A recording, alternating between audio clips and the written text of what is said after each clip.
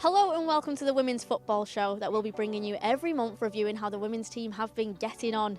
And I'll be joined shortly by Siobhan Chamberlain, but first, here's what's coming up. Aoife Mannion updates us on her recovery. We speak to head of physiotherapy for the women's team, Ibrahim Karem.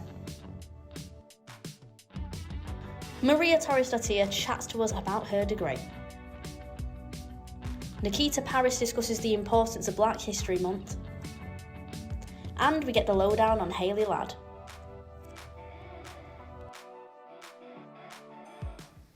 Yes, all that to look forward to, but first is joining me former United goalkeeper Siobhan Chamberlain. How are you? I'm very well, thank you. Well, great to have you here. But let's get straight into the action and see how the women's team got on in the WSL.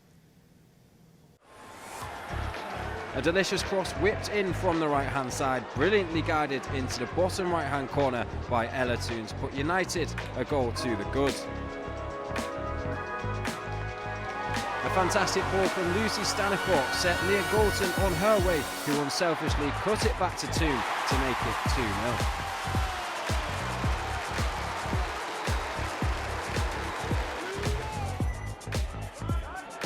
As we approached half-time, United made it 3.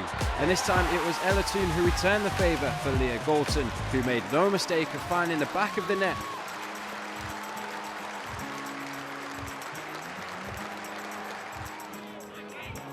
The fresh legs of Adriana Leon helped her latch onto the ball and smash home her first goal in a United shirt.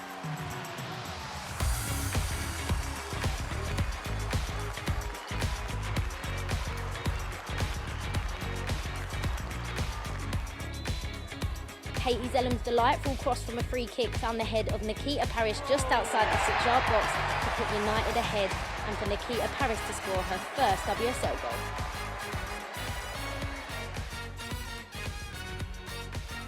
Leah Galton heading away the corner delivery which fell to Josie Green, who volleyed from outside of the area, forcing a brilliant save out of Mary Earps.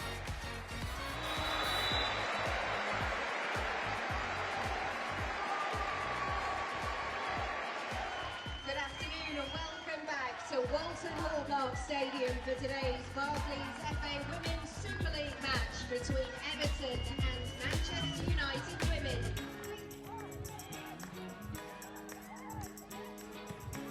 Here comes the cross for Galton, teeing up Parris, and that's 1-0 for Manchester United.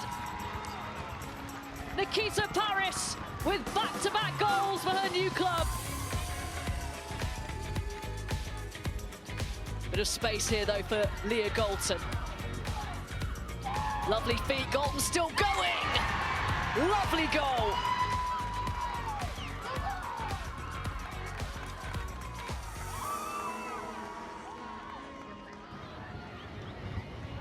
Parris, Garcia.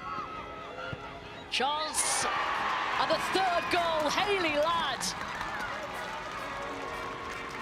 Guides Manchester United into a commanding lead here.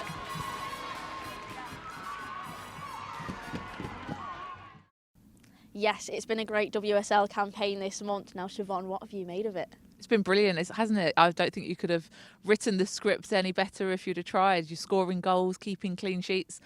Got to mention the clean sheets because that's the most important part as a former goalkeeper. But good performances, like you couldn't have asked for more from the players, rotating the squad, giving different players opportunities. And I think that's one of the key things at the moment that you'll need throughout a long season is squad depth. And I think the recruitment over the summer has provided that, and it's given an opportunity for others to come in and do well when they're given that opportunity, but also push those that maybe expect to start every game. And now manager Mark Skinner, he's been continuously telling us that, clean sheets, they win titles, and I'm presuming you know that very well. Yeah, definitely. I think you can score goals, but if you're conceding goals at the same time, it makes things difficult. If you can have a strong base, build from a strong defensive structure and keep clean sheets, then you've only got to potentially grab the odd goal every now and then to be able to win yourself games. But United at the moment have been scoring bags of goals, so that's not an issue. But keeping clean sheets is vital, especially when you go into this tough run of games that they've got coming up, starting with Chelsea. Yeah, it'll be great to see what happens. But all the players have been grafting, especially Aoife Mannion. We've seen last month that she's been working hard on her recovery, so let's get updates from her. Do you think that this experience has made you stronger? Yes, there's no other choice. That's another thing about football injuries as a professional sports player, is that you have to get through them. You don't have an option just to say, okay, maybe I'll just, do a less intensive form of exercise. There's no other choice than to return to the level of the sport that you were at. That's quite unique. Most people, in the world that will have ACL injuries probably won't be actual professional players. And so, definitely in terms of that kind of strength of character more than probably physical strength, having sort of a long-term injury definitely cultivates that. Can you talk us through the journey that you've taken with the injuries and also the key elements that have got you to today? So I did my first ACL injury back in 2019. It was quite a dramatic contact moment, and so it was really, really unusual. And actually, I did my ACL, but I also did a lot of collateral damage around that.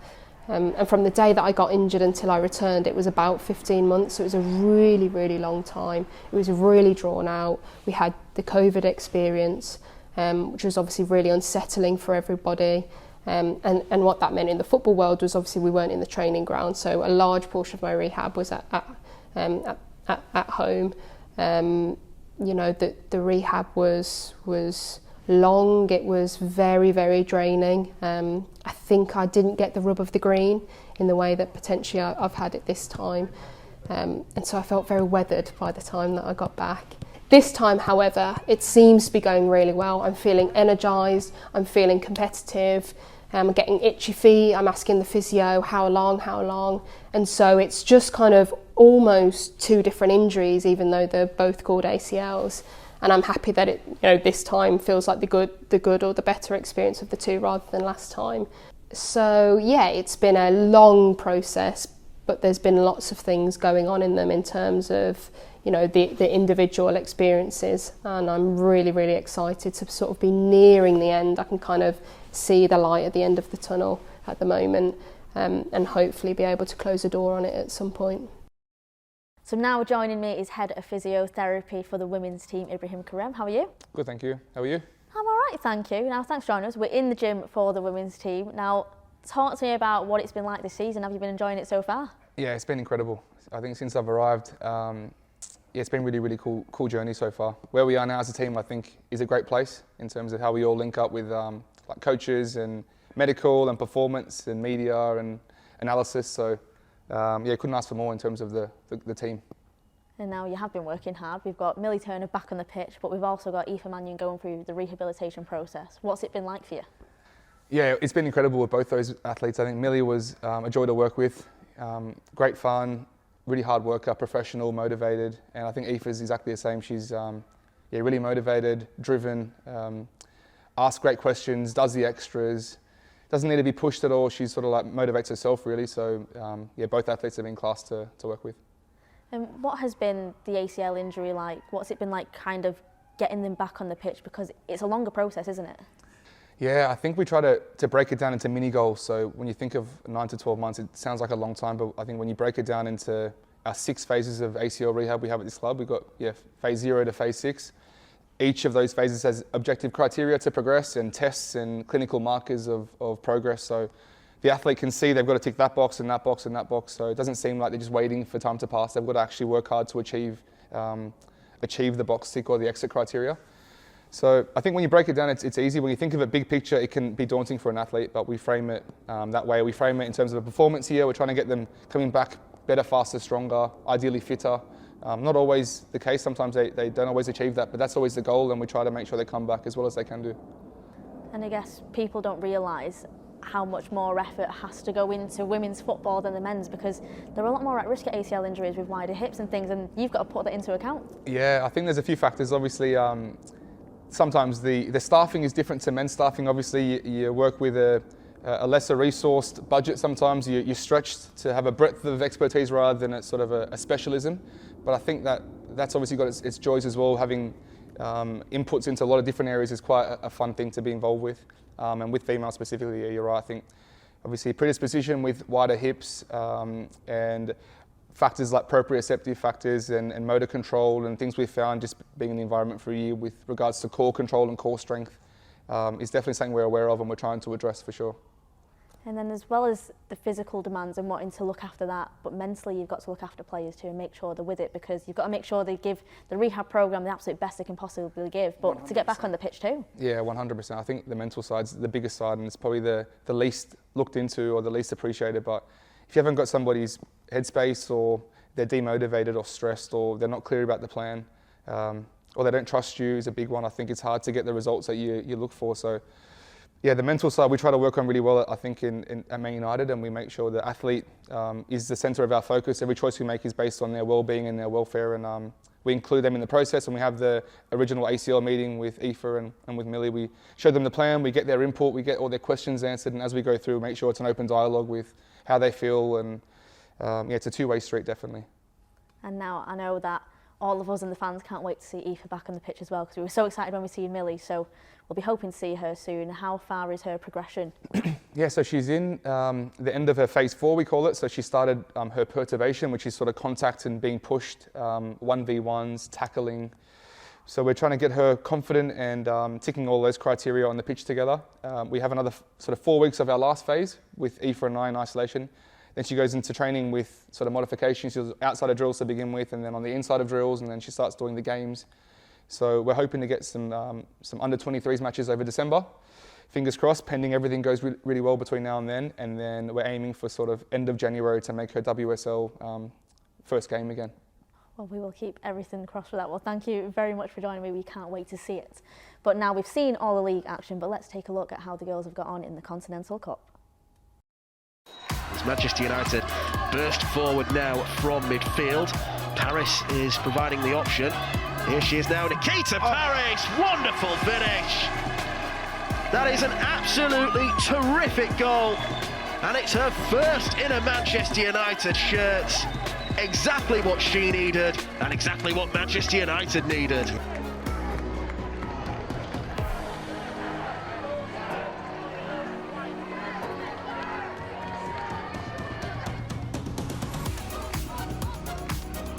Flicked on dangerously that. Headed away. Oh, what a fabulous strike. What a fantastic strike. Struck it first time, and nothing the keeper could do about that.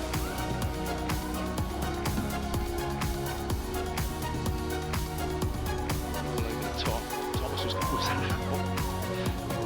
What a fantastic strike. That came from absolutely nowhere. Unbelievable goal.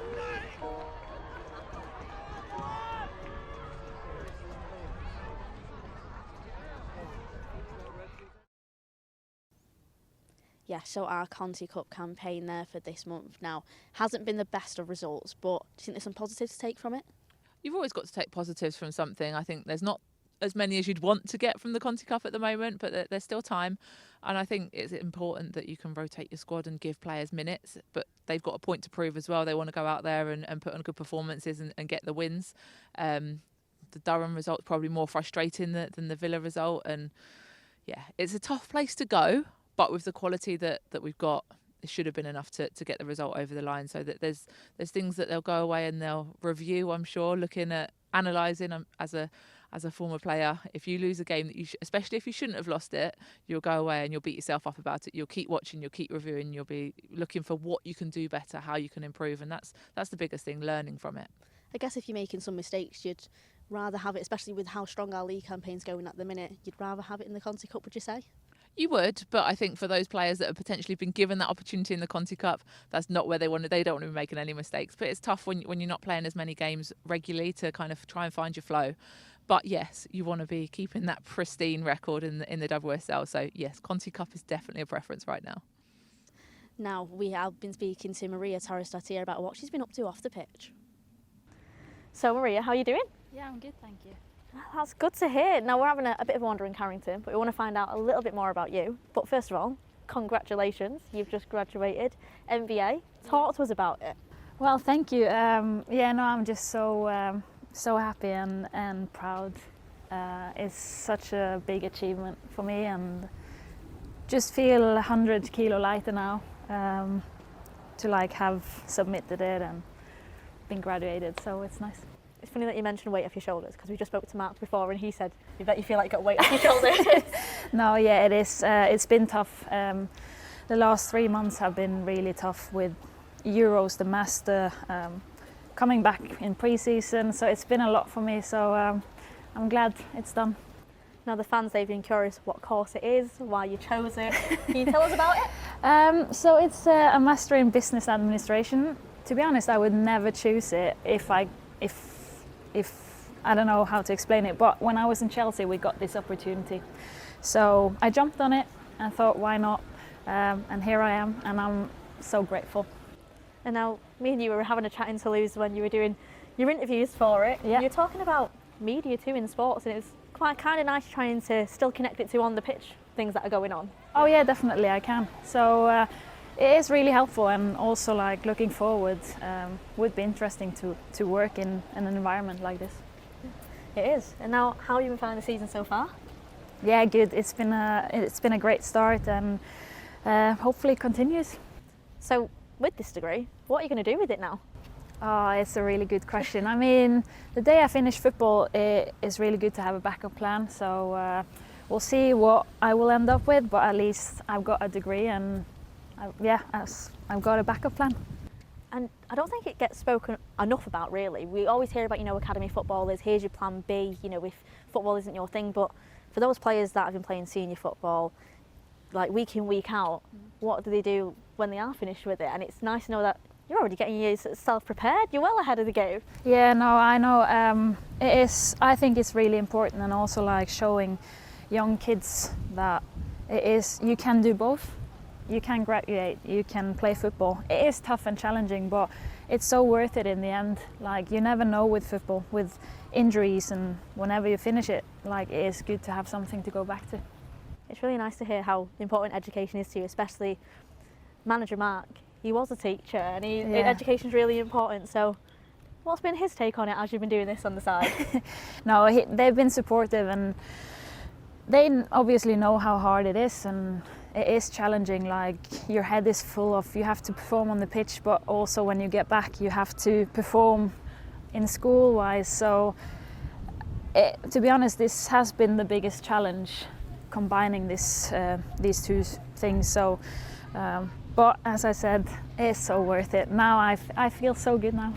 That's so good to hear. I mean, all the players have been extremely supportive towards you about it. We've seen all their congrats messages. But as well as that, I mean, they have so much fun celebrating it. I mean, you all sing together, but it's nice to celebrate these moments too. No, definitely. And they've been so good, everyone. Like, they've been really supportive, and if I need any help, like, I've got a dog too, so like, to get everything go around, it's hard. So they've been really good to support. Looking after the dog as well? Well, sometimes, yeah, I need sometimes I've needed help, and they've been good. We should have brought the dog here for this. I know, I should. He's with me everywhere, so we would have had a great walk about this. Well, he is definitely happy that I'm done, because he hates it. When I start doing the school stuff, you can see it on him. He doesn't like it. Oh. So I think he's probably more that happy than me. Maybe, yeah, but we are so thrilled and happy for you. So Thank congratulations. you. And thanks for chatting to me. Yeah, no problem. Thank you. Yes, it's great to see what Maria is doing there now. Siobhan, how important is it to do something outside of football that's other than football? Really important. I think it's important to be able to kind of take your attention away, so that when you're in football, your focus is fully there, but you can enable yourself to relax, whether that's, I know some of the girls, whether they like going shopping, whether they like going out for coffee. Coffee seems to be the number one thing at the moment. But I think it's really important to try and do something that's going to help you potentially when you stop your career. I think when I first started playing, you had to have a job alongside playing, because it wasn't fully professional. So there was that kind of need to do it anyway, and you had to work and you had to have other things going on. But now for the players, they kind of go straight into their professional careers. So it's easy to forget about everything else. But you never know when your career is going to be finished. And as I know, it's not a long career. You retire quite early. So you need to have something to go into afterwards. So for Maria to be thinking about that is really important, and hopefully some of the other players are as well. And I've obviously got my two little ones now, the smallest one over there, hopefully keeping quite quiet. We don't want babies crying on the show, do we? I mean, we are enjoying having this little assistant with us today. We are. She's a great camera assistant. But yeah, I've just finished my masters as well, so it's important to make sure you're keeping yourself going and keeping yourself mentally stimulated as well. Not that football doesn't take its toll as well. Yeah, well, it's great to hear about it, and congrats on your masters as well. Plenty of them going around here. But now October has been Black History Month, and we've been speaking to Nikita Parris. We need people to stand up and, you know, call out people if they're in the wrong, but also praise people when, you know, they've stepped up and been that educator, because it's not easy on both sides, you know. But in order to create change, you've got to have people who are open and willing to, you know, come outside the comfort zone and learn.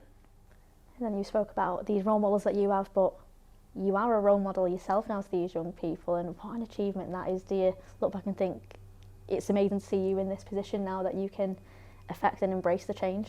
Yeah, definitely. And I think for me, each day is also a learning curve. You know, you do forget that you are a role model at times, and your behaviours and how you conduct yourself does have an impact on someone who's looking up to you, or, you know, just a young kid passing by. You just don't realise in every sense. And it is hard to always stay on point. You know, you try to be the best human being you can be, but ultimately you're going to have ups and downs, and you're going to make mistakes. I've made plenty of them, but I've always been open to, you know, reflect and be honest with my behaviours and how I've conducted myself, and, you know, I'm always willing to learn.